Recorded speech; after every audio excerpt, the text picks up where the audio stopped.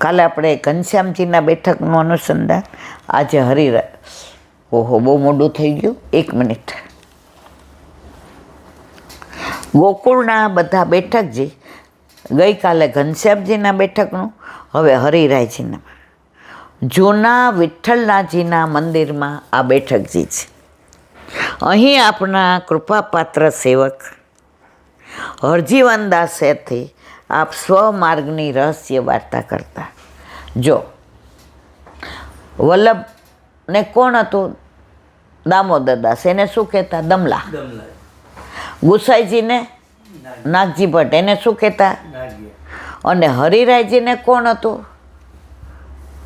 હરજીવનદાસ. અને ગોકુલનાથજીને મોહનભાઈ, કલ્યાણભાઈ. અહીં આપે શ્રી ભાગવત પારાયણ કર્યું, જે આપણે હરિરાયજીની બેઠકમાં દર વખતે જઈએ છીએ. ત્યાં હરિરાયજીએ ભાગવત પારાયણ કર્યું અને હરજીવનદાસ જે એમના સેવક હતા એમની સાથે રહસ્ય વાર્તા કરે. જો કુંજ નિકુંજની વાતો બધાને થાય નહીં, પ્રગટ કરે રસ જાય. અહીં આપે શ્રી ભાગવત પારાયણ કરેલું. નિરોધ લક્ષણ ગ્રંથની ટીકા અહીં લખેલી.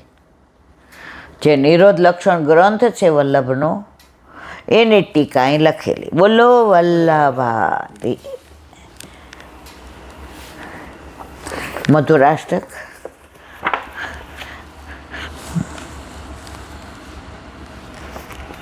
સાર.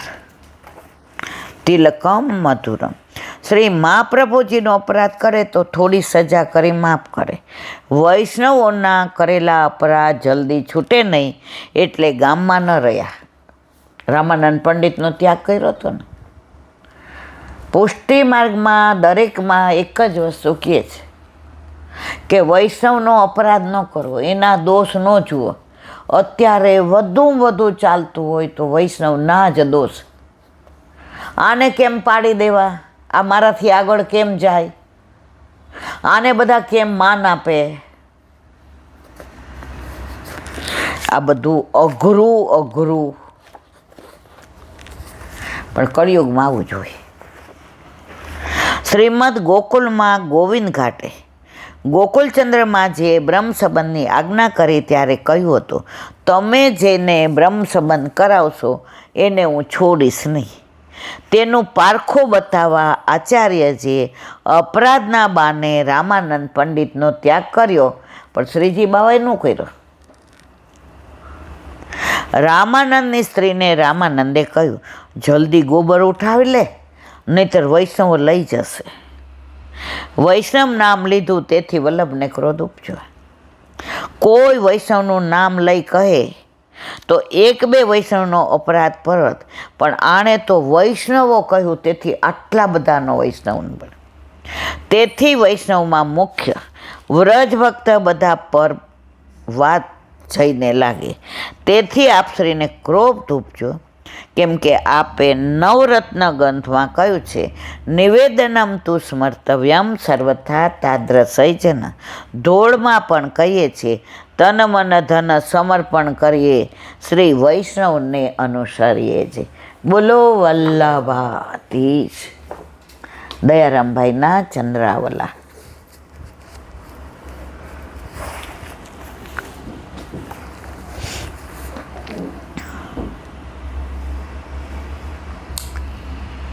સર્વદેવા સર્વપિતુ સર્વે મનુષ્યાના વિષ્ણાના સિતમ શ્રુતિ. અર્થ, બ્રહ્મ સમર્પિત વસ્તુનું જે વિદ્વાનોએ ગ્રહણ કરવું, તેમાં સર્વદેવો, પિતૃઓ તથા મનુષ્યોએ ભગવત પ્રસાદી જ લેવાનું ઉત્તમ બતાવ્યું છે. તેમજ પદ્મપુરાણ પ્રમાણે અનિવેદ્યયો ભુક્તમ હરયે પરમાત્મને યતંતી પિતરસ્તસ્ય નરકે શાશ્વતી સમા. અર્થ, મહાપ્રસાદ છોડીને જેવો અસમર્પિત ખાય છે તે મહાન બાધક છે. તેના પિતૃ પિતામાં વર્ષો સુધી નરકમાં નિવાસ કરે છે, આમ લખ્યું છે.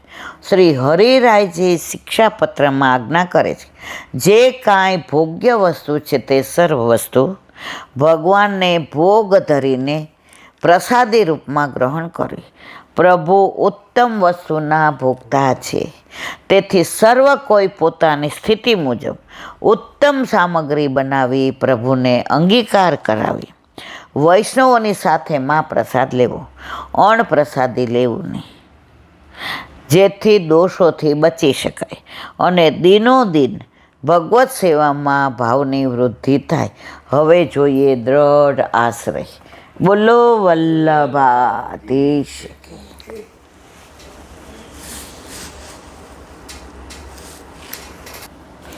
વલ્લભાધીશ કી. સુબુતી નીચેનું પાન. વલ્લભ કરાવે તો થાય અને સ્પર્શ કરવો આપણા બસની વાત નથી. યુક્તા રોષતા માક્ષુ વયસ્યા ઋષિન બાલક કૌશિક્યાય ઉપસ્પૃશ્ય વાગ્વ્રજમ વિસર્સજ ઇતિ લંઘિત મર્યાદમ તક્ષક સપ્તમે હનિ કશ્યતિ સ્મ કુલાંગારમ ચોદિતા મે પિતૃદ્રોહમ. અર્થ આ પ્રમાણે મિત્રોને કહી. કોણે? શૃંગી ઋષિ, સમ્યક ઋષિના પુત્ર. હવે એને કહે છે, આ પ્રમાણે મિત્રોને કહી ક્રોધથી લાલ આંખવાળા ઋષિના બાળકે કૌશિકીના જળનું આચમન કરી, કૌશિકી નદીના જળનું આચમન કરી વાણીરૂપી વ્રજ નાખ્યું કે આવી રીતે મર્યાદાનું ઉલ્લંઘન કરી મારા પિતાનો દ્રોહ કરનાર કુલાંગાર રાજાને મારો પ્રેરેલો તક્ષક 7મા દિવસે બાળીને ભસ્મ કરશે. સુબોધીની છે. તે રાજા હોવાથી પાલક છે, એવા ભ્રમથી ઋષિપુત્રની આંખ લાલ થઈ ગઈ. તેમજ આ બાબતમાં ફરી વિચાર ન કર્યો. એ બતાવ્યું કૌશિકી નદી છે, તેનું આપ જલ ઉપસ્પૃશ્ય આચમન કરી પોતાની બ્રહ્મની સ્થિતિ પ્રગટ કરીને સટક ફટક જહી વગેરે મંત્રો ભણીને વ્રત નાખ્યું. વૃત્રાસરના વધના પ્રસંગમાં તો વજ્ર દધીચી ઋષિના હાડકાનું બનાવેલું હતું. જ્યારે વાઘવ્રજમ વાણીરૂપ વ્રજ હતું, બ્રાહ્મણની મૂળભૂત વાણીરૂપ વ્રજ હતું. આ વાણીરૂપ વ્રજનો અર્થ કહે છે, આવી રીતે મર્યાદાનું ઉલ્લંઘન કરનાર રાજાને તક્ષક સપ્તમે હનિ 7મા દિવસે ઘસ્યતિ બાળીને ભસ્મ કરી દેશે. સ્મપદ પ્રસિદ્ધિ દર્શાવનારો છે, બધે પ્રસિદ્ધિ થાય એવી રીતે ભસ્મ કરશે એવો અર્થ છે. બધી દુનિયા જાણે કે જો આને આ કર્યું, એનો કોઈ પ્રતિકાર નથી એમ સૂચવ્યું. સપ્તમ વય શીર્ઘન્યા પ્રાણા, માથામાં 7 પ્રાણ રહેલા એ શ્રુતિ છે. એટલે એટલા દિવસ રાજાના પ્રાણની રક્ષા થશે. ગળામાં નાખ્યો તો એટલે આ 7 છિદ્રો છે ને 7 પ્રાણ છે, 2, 4, 6 અને 7. જો ઋષિના માથા પર સાપ નાખ્યો હોત તો સાપની અસર તરત થાત, અર્થાત રાજાનું મૃત્યુ તુરત જ થઈ જાય. અહીં શંકા થાય છે કે રાજા પરીક્ષિત તો પાંડવ કુળમાં ઉત્પન્ન થયેલા છે, એમને તક્ષક કેવી રીતે બાળી શકે? ત્યાં કહે છે કુલાંગર, આ કુળમાં અંગારરૂપ છે. આપણે નહીં કહેતા અમારા કુળમાં તું આવો ક્યાં પાયકો? અમારી તો હાથ પેઢીથી ના બધા વખાણ કરે છે કે આ વૈષ્ણવી ઘર તું એક જ એવો નીકળો, તો આ કુલાંગાર કહેવાય. જો અત્યાર રક્ષક તક્ષક અને બાળી નાખે તો યાદવ કુળની જેમ પાંડવ કુળનો પણ નાશ થશે. એટલે પાંડવો પર ઉપકાર કરવા તક્ષક એને બાળી નાખશે એવો જ. અહીં બીજી શંકા એ છે કે કદાચ રાજા તક્ષકને પ્રાર્થના કરે તો તક્ષક રાજાને છોડી પણ દે. ત્યાં કહે છે ચોદિતો મેં મત્સ્ય પ્રેરિતો નાન્યથા કરીષ્ય તીર્થમ મેં તક્ષકને આજ્ઞા કરી છે, એ મારાથી પ્રેરિત છે, એટલે અન્યથા રાજાને બાળી નાખવા સિવાય એ બીજું કાંઈ નહીં કરે. અર્થાત તક્ષક એને કોઈ કાળે ક્ષમા નહીં આપે એવો અભિપ્રાય, કારણ કે આને મંત્રતંત્રથી એવી આજ્ઞા આપી છે. કદાચ તક્ષક છોડી દે તો હું એને બાળી નાખીશ. કોણ કે છે? સમ્યક ઋષિનો પુત્ર શૃંગી ઋષિ. તક્ષકને આવી આજ્ઞા કરવાનું કારણ પિતૃદ્રોહ તેમ પદથી કહ્યું છે. રાજાએ મારા પિતાનો દ્રોહ કર્યો જ, માટે એને દંડ થવો જ જોઈએ એવો ભાવ છે. ઋષિકુમારે શાપ તો આપી દીધો, પણ શાપ આપ્યા પછી બ્રહ્મ તેજ શાંત થયું અને મનુષ્ય ભાવ પ્રાપ્ત થયો, ત્યારે ઘરમાં આવીને રડવા લાગ્યા કે મેં આ શું કર્યું. બોલો વલ્લભાધીશ શ્રીમદ. અને મારા ગુરુદેવને दंडवत प्रणाम करूँ છું. चंद्र सरोवर पे सूरदास जी के द्वार पे मेरा दंडवत प्रणाम. सोरभी कुंड पे परमानंद दास जी के द्वार पे मेरा दंडवत प्रणाम. जमुनावता पे संकर्षण कुंड पे कुंभन दास जी के द्वार पे मेरा दंडवत प्रणाम. बिरछू कुंड पे कृष्णदास जी के द्वार पे मेरा दंडवत प्रणाम. कदम खंडी पे गोविंद स्वामी के द्वार पे मेरा दंडवत प्रणाम. मानसी अप्सरा कुंड पे चित्त स्वामी के द्वार पे मेरा दंडवत प्रणाम. मानसी गंगा पे नंददास जी के द्वार पे मेरा दंडवत प्रणाम. रुद्र कुंड पे चतुर्भुज दास जी के द्वार पे मेरा दंडवत प्रणाम. વ્રજ વિલાસ વ્રજની ગોપિકાઓને મારા દંડવત પ્રણામ. હે વલ્લભ, સવારથી અત્યાર સુધી સેવા સ્મરણ સત્સંગ જે પણ તે કરાવ્યું તે તારા ચરણારવિંદમાં સમર્પણ કરું છું. ભૂલ અપરાધ થઈ હોય તો ક્ષમા કરશો. બોલો વલ્લભાધીશ કી જય. દ્રઢ ચરણ કેરો ભરોસો, દ્રઢઈના ચરણ કેરો.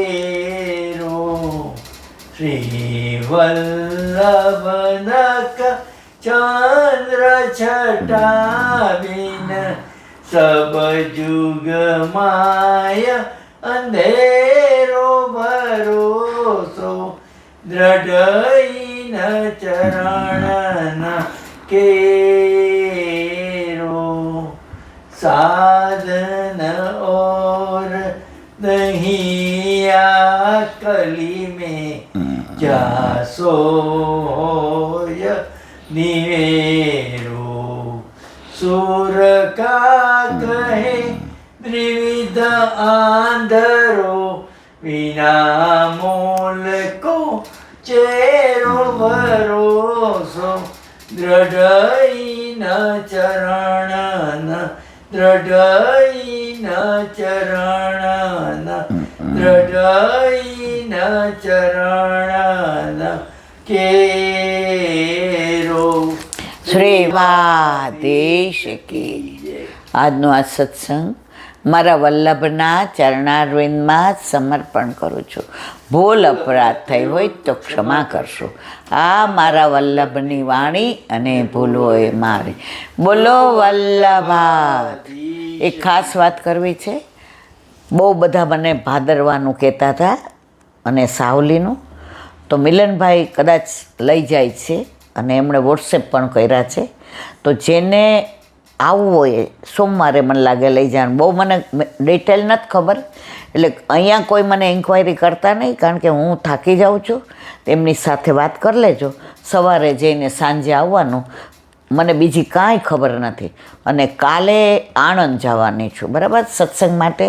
હવે આણંદના 5-7 વૈષ્ણવના ફોન આવ્યા હતા કે ઈલાબેન અમે આવીએ તો મારા વાલા આવજો. બોરસદ ચોકડી પાસે ઉમાધામની પાછળ છે એમનું ઘર. એટલે જેને અનુકૂળ હોય, 5-7 જણાએ મને ફોન કર્યા હતા, તો અનુકૂળતા હોય તો આવજો. તો તો કાલે આપણે આણંદમાં સત્સંગ કરીએ ત્યારે મળીશું. બોલો વલ્લભાદ. બધાય વૈષ્ણવને ચાચા કરી જય શ્રી કૃષ્ણ. જય શ્રી